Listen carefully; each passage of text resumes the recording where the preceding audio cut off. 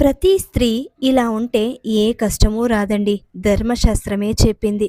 సుమంగళి స్త్రీలు నెత్తిన కుంకుమ లేకుండా ఎప్పుడూ ఉండకూడదు. 2 చేతులతో తల గీరుకోకూడదు. అయిన దానికి కాని దానికి ఎప్పుడూ కంటనీరు పెట్టుకోరాదు. ఇది దరిద్రమును తెచ్చిపెడుతుంది. ఒక ఆకులో వడ్డించిన దానిని తీసి మరొక ఆకులో వడ్డించకూడదు. ఇంటికి వచ్చిన సుమంగళి స్త్రీలకు పసుపు, కుంకుమ, తాంబూలాలు ఇచ్చి సత్కరించాలి. గర్భిణీ స్త్రీలు నిమ్మకాయ కోయకూడదు. టెంకాయ పగలగొట్టకూడదు.